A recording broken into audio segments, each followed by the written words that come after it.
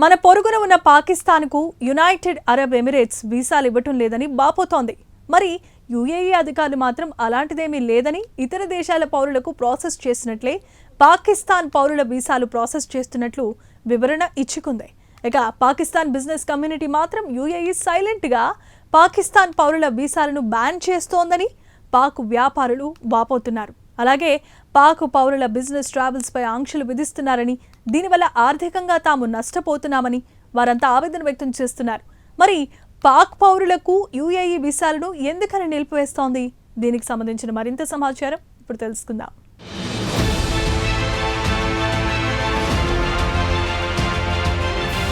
పాకిస్తాన్కు United Arab Emirates నుంచి పెద్ద చిక్కే వచ్చిపడింది. పాక్ పౌరులు, వ్యాపారులు తమ బతుకు తెరువు గల్ఫ్ దేశాలపైనే ఎక్కువగా ఆధారపడుతూ ఉంటారు.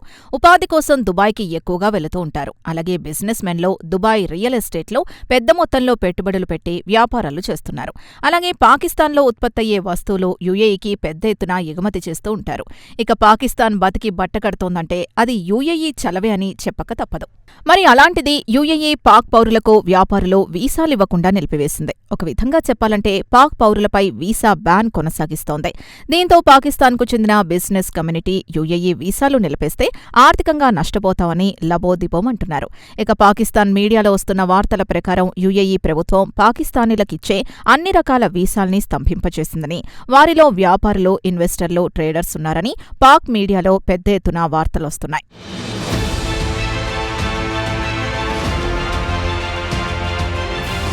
ఇదిలా ఉంటే యుఏఈ అధికారులు మాత్రం పాకిస్తానీ వ్యాపారులపై కానీ, పాక్ ఇన్వెస్టర్లపై కానీ, పౌరులపై కానీ ఎలాంటి వీసా బ్యాన్ లేదని, అన్ని రకాల వీసాల ప్రాసెసింగ్ యథావిధిగానే కొనసాగుతోందని వివరణ ఇస్తోంది.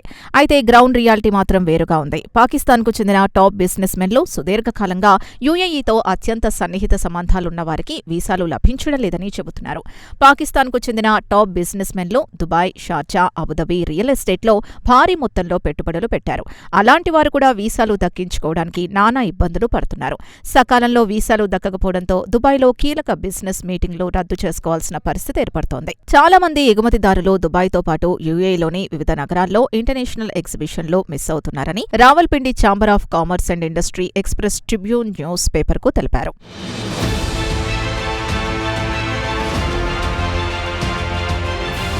పాకిస్తాన్ సాల్ట్ మ్యానుఫ్యాక్చరర్స్ అసోసియేషన్ వ్యవస్థాపకుడు చైర్మన్ ఇస్మాయిల్ సుతార్ తాజా పరిణామాలపై స్పందించారు.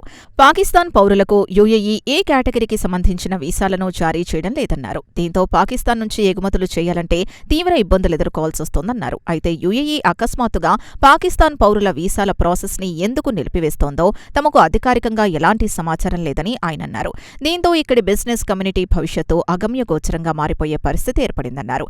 ఇదిలా ఉండగా Karachi chamber of commerce industry సభ్యులు జియా ఉల్ ఆఫ్రిన్ మంగళవారం నాడు పాక్ మీడియాతో మాట్లాడుతూ పాకిస్తాన్లోని యుఏఈ కౌన్సిల్ జనరల్కు లేఖ రాసినా అక్కడి నుంచి ఎలాంటి స్పందన లేదన్నారు.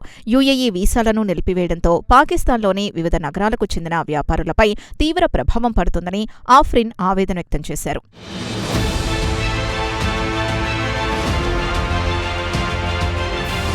ఎఫ్పీసీసీఐ మాజీ సెక్రటరీ జనరల్ అన్వర్ పశ్చిమాసియాలో పాకిస్తాన్ పౌరులకు వీసాలు అంత తేలిగ్గా లభించడం లేదని అంగీకరించారు.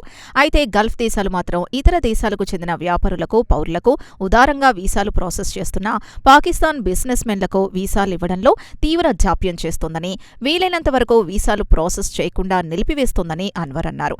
ఇక పరిస్థితులు చక్కబడాలంటే దౌత్యపరంగా ప్రభుత్వం చొరవ తీసుకోవాలన్నారు. ఇదిలా ఉంటే పాకిస్తాన్ ప్రభుత్వానికి యుఏఈకి గత కొంతకాలంగా సంబంధాలు లేవు.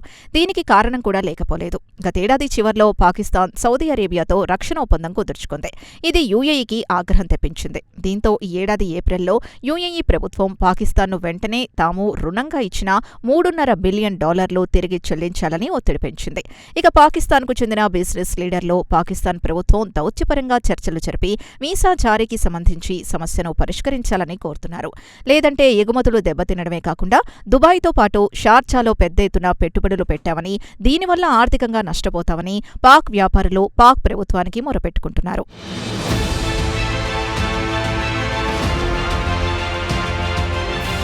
ఇక పాకిస్తాన్కు చెందిన వ్యాపారులు దుబాయ్లో పెద్ద పెద్ద వ్యాపారాలు చేస్తున్నారు. కొంతమంది 30 సంవత్సరాల నుంచి వ్యాపారాలు కొనసాగిస్తున్నారు. అక్కడే కార్పొరేట్ ఆఫీసులున్నాయి. అలాంటి వారిపై ట్రావెల్ రెస్ట్రిక్షన్ పెట్టారు. అలాగే వీసా దరఖాస్తును తిరస్కరిస్తున్నారు. చాలా మంది వ్యాపారుల కుటుంబాలు దుబాయ్లో ఉన్నాయి. ఇక స్వదేశం అంటే పాకిస్తాన్కు వచ్చి తల్లిదండ్రులు లేదా సోదరుల్ని చూడ్డానికి వచ్చిన వారు కొందరు పెళ్లిళ్లాంటి శుభకార్యాలకు వచ్చి ఇక్కడే చిక్కుపడిపోయారు. వారంతా పాకిస్తాన్లో ఉన్న యుఏఈ కాన్సులేట్ వద్ద తమ బాధను చెప్పుకుంటున్నారు. ఇక వచ్చే ఏడాది దుబాయ్లో గల్ఫ్ ఫుడ్ ఎగ్జిబిషన్ రానుంది. పాకిస్తాన్కు చెందిన పలు ఫుడ్ కంపెనీలు ఈ ఎగ్జిబిషన్లో పాల్గొంటాయి. ఇక పాక్కు చెందిన ఫుడ్ కంపెనీలు తమ సేల్స్ టీంకు వీసాలు లభించడం కష్టమే అని ఆందోళన చెందుతున్నారు. ఒకవేళ సేల్స్ రిప్రజెంటేటివ్లకు వీసాలు లభించలేదంటే ప్రొడక్టుల్ని చూపించేవారుండరు. తమ ప్రొడక్ట్ని ప్రమోట్ చేసుకోలేమని ఫుడ్ కంపెనీ యజమానులు ఆందోళన చెందుతున్నారు. వీసాలపై నిర్బంధం కొనసాగితే గ్లోబల్ మార్కెట్లకు తమ ప్రొడక్టుల్ని విస్తరించలేమని పలువురు పాక్ బిజినెస్ మెన్లు ఆవేదన వ్యక్తం చేస్తున్నారు.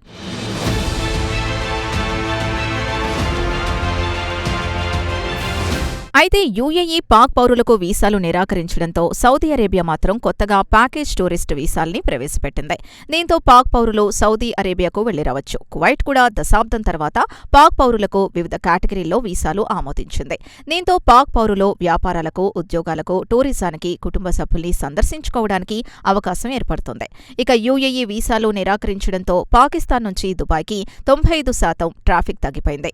అయితే లేబర్ వీసాలున్నవారు మాత్రం పాకిస్తాన్కు రాకపోకలు సాగిస్తున్నారు. ఇక గల్ఫ్లోని ఖతర్ కూడా పాకిస్తాన్ పౌరులకు ఆన్ అరైవల్ వీసాలను నిలిపివేసింది. ఇక సెలవుల్ని గడపాలనుకునేవారు తమ ప్లాన్ని మార్చుకుని అజైర్బైజాన్, తాషెంట్కు వెళ్తున్నారు. ఇక మలేషియా, థాయిలాండ్, సింగపూర్ల నుంచి పాక్ పౌరులకు ఎలాంటి వీసా ఇబ్బందులు లేవు. 40 ఏళ్లలోపు వారికి దుబాయ్ వీసాలు ఇవ్వడం లేదు. అలాగే 40 ఏళ్ల కంటే తక్కువ వయసు వారు కుటుంబంతో కలిసి వెళ్తామంటే మాత్రమే వీసాలు ప్రాసెస్ చేస్తున్నారని పాక్ బిజినెస్ మెన్లు చెబుతున్నారు.